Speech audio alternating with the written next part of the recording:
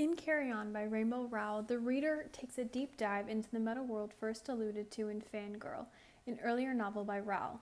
In Fangirl, the main character, Kath, writes fanfiction centered on Simon Snow and his wizarding school, called /fanfiction or /fic for short. /fanfiction centers on a romantic or sexual relationship of two main characters, often both male, and it can serve as a way for the creator to express a form of repression. In this video, we're going to explore how /fiction is an outlet for the repression of women and their own sexualities through the lens of both Carry On and Fangirl. And we're also going to look into some faults of /fiction as well. It's never explicitly stated, but the Simon Snow series serves as a nod to our real-world Harry Potter series. The basic tropes are there: a wizarding school, the chosen one, an evil to end all evils, and even the fanfiction Kath is writing, a non-canon /fic, is an homage to the popular pairing between Harry Potter and Draco Malfoy. Carry On is somewhat of a pastiche of these common tropes, but it stands out as a stellar example of what /fiction can be. It borrows from the basic premise of two enemies turned lovers, both of whom are complete opposites, who must come together to create a whole. For a time, fan studies have centered entirely on white men and their interest in science fiction. However, fan studies include a much wider range of different mediums and groups that participate within those mediums, including fanfiction. Fanfictions are written predominantly by women and LGBTQ+ people. Fandoms have huge homes within minorities. Even today, women and LGBTQ+ people are some of the most common writers of fanfiction, creating worlds that fit their own narrative. In Fangirl, Kath says, "The whole point of fanfiction is that you get to play inside someone else's universe, rewrite the rules, or bend them.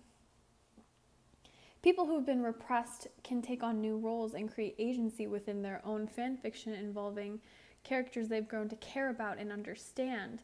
They're slipping into a narrative where they can create their own agency with characters they're comfortable with."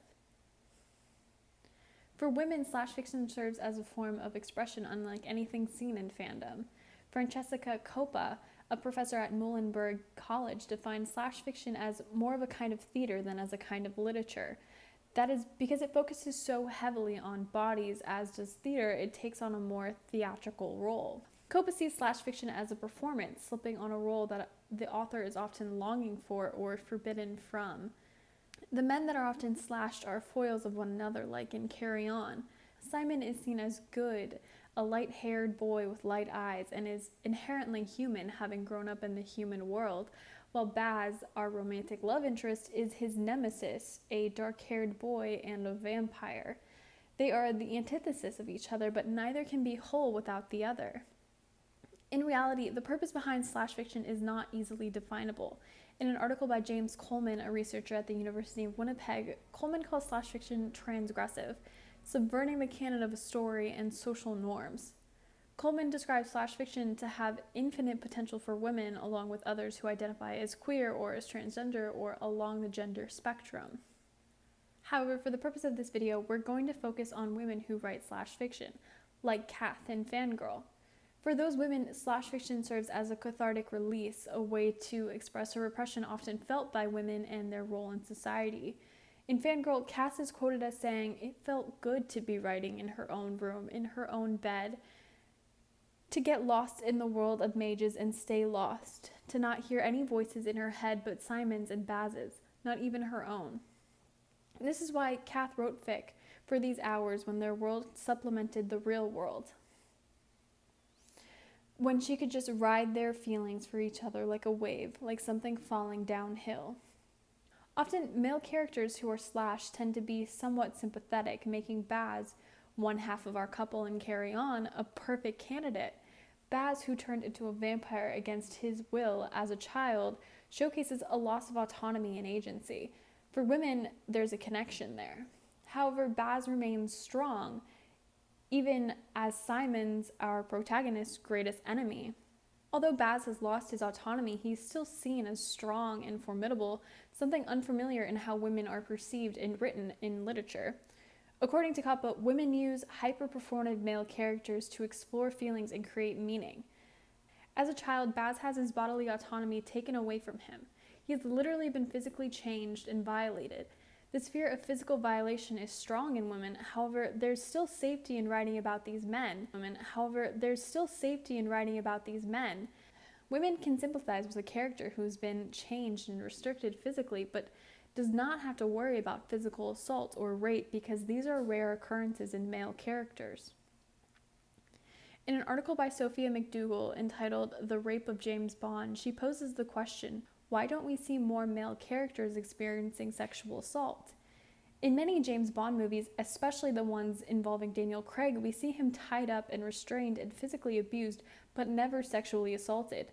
Like Baz, who was trapped for months in the beginning of Carry On, he's simply left alone, but still captured.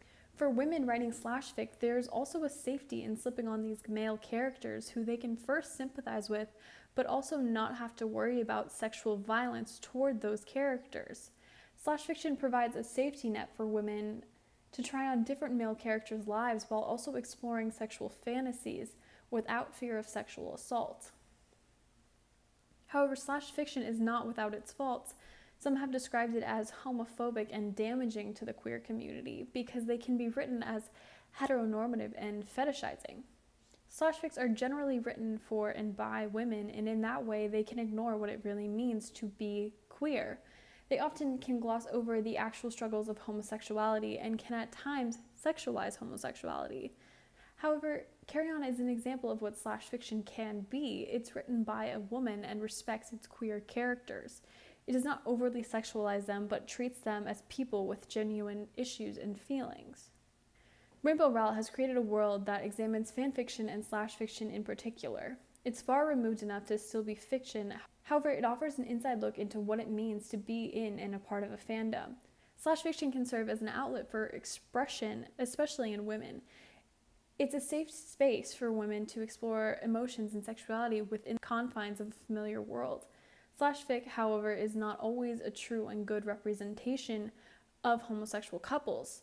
That's why Carry On serves as a blueprint for how authors should treat homosexual characters without objectification or sexualization.